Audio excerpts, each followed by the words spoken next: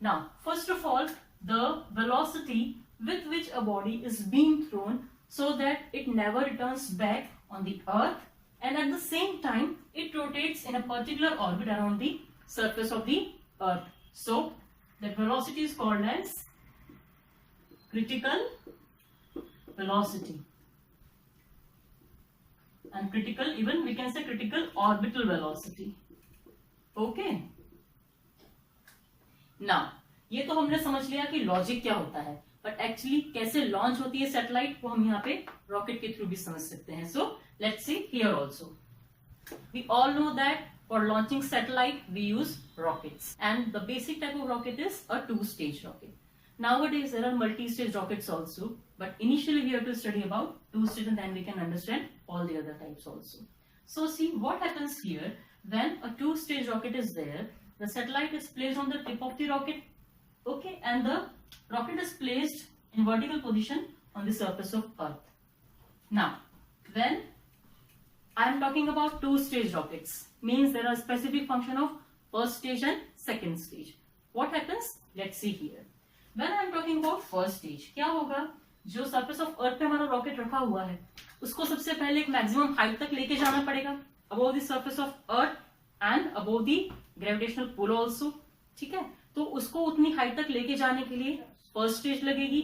After that उस particular body को वहां से सर्कुलर मोशन में घुमाने के लिए एक और स्टेज लगेगी. सो ये दो स्टेजेस होती हैं हमारे टू स्टेज रॉकेट्स की. Let's see how it works. Vertically रखा हुआ है on the surface of the earth. When it will be launched it will go this way and it will reach maximum height at which we want the satellite to be. ठीक है, उस height तक हम इसको ले गए. Then what will happen, जो first stage था दैट विल स्टार्ट डिटैचिंग, और वो डिटैच हो जाएगा and it will go down. Okay, वो नीचे चला जाएगा.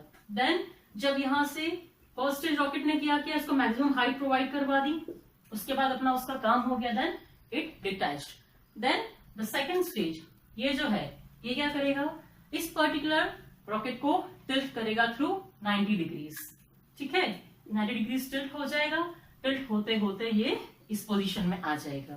ओके, अब जब वो इस पोजीशन में आ जाएगा, मैक्सिमम हाइट भी हमने अचीव कर ली from the surface of earth. ठीक है, अब वर्टिकल से हॉरिजॉन्टल पोजीशन में भी आ गए. So the horizontal velocity that was needed for the rocket and even satellite to remain in space was being provided in the second stage. ठीक है, अब क्या हुआ, आफ्टर अ पर्टिकुलर टाइम जबकि वो प्रॉपरली अपनी ऑर्बिट में आ गया है, तब क्या हो जाएगा, इंजन भी ऑफ हो जाएगा. ओके, अब यहां पर सैटेलाइट आ चुका है and it will remain here for long. ठीक है, अपनी ऑर्बिट में आ गया, अभी उस ऑर्बिट में रिवॉल्व करता रहेगा. Clear. Now the most important point here is the orbital velocity. वो कहां पे प्रोवाइड होती है, जब 90 डिग्री टिल्ट होता है, and at that time the horizontal velocity provided to the satellite is called as critical orbital velocity, or we call it as orbital velocity. So this was the basic principle of launching a satellite. Okay, now one more important thing that we can understand here is, जरूरी तो नहीं है कि हर बार वही velocity से हम उसको launch कर पाए, प्रैक्टिकली पॉसिबल तो नहीं है. तो क्या क्या केसेस हो सकते हैं that we can study now. First, horizontal velocity is less than orbital velocity. How it can be? See, suppose this is the surface of the earth and suppose the body is placed here. ठीक है, उस particular height पे तो आ गए जहां हमको लेके जाना है. तो हॉरिजॉन्टल वेलोसिटी की बात करते हैं, दैट इज VH. अब अगर ये VH लेस देन VO होगा, मतलब ऑर्बिटल वेलोसिटी से कम वेलोसिटी होगी, तो क्या होगा, ये आकर के थोड़ी दूर पे सरफेस ऑफ अर्थ पे गिर जाएगा, सपोज किसी पर्टिकुलर पॉइंट A पे. ठीक है, नेक्स्ट, क्योंकि यहाँ पे क्या हो रहा है, जो हॉरिजॉन्टल वेलोसिटी हम दे तो रहे हैं पर वो less than critical orbital velocity है. इसका मतलब क्या होगा, वो ऑर्बिट में लॉन्च नहीं हो पाएगा और वापस सरफेस ऑफ अर्थ पे आ जाएगा. So in this case VH will be less than VO. Second case हो सकता है जब ये हॉरिजॉन्टल वेलोसिटी बिल्कुल, और we can say exactly equal to orbital velocity होगा. ठीक है, अब उस केस में क्या होगा, जैसे यहां से हमने इसको VH वेलोसिटी दी, तो क्या होगा, ये अपनी ऑर्बिट में लॉन्च हो जाएगा, और लॉन्च तो हो जाएगा, आफ्टर दैट ये सर्कुलर पाथ भी फॉर्म करेगा इन दिस मैनर।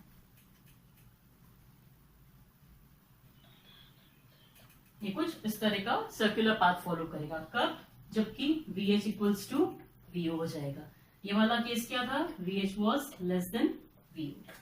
एक पॉसिबिलिटी और हो सकती है, दैट इज जो VH है वो बड़ा हो जाए हमारे VO से, ठीक है, ऑर्बिटल वेलोसिटी से भी बड़ी हो जाए हमारे VH की value, but at the same time another thing will be introduce, that is escape velocity. ठीक है, VH की वैल्यू बड़ी हो जाए ऑर्बिटल वेलोसिटी से but less than escape velocity. उस केस में क्या होगा? That time also it will revolve around the surface of earth, but the orbit will be elliptical. This type of orbit will be there at that time. So in this case what we saw, that if the satellite or we can say any body is being thrown or being given the velocity VH, और वो कैसी velocity है? more than orbital velocity but less than escape velocity, उस condition में क्या होगा? वो body एक एलिप्टिकल पाथ फॉलो करने लग जाएगी। So this are the things to remember. Now the last case that can be VH is greater than VE।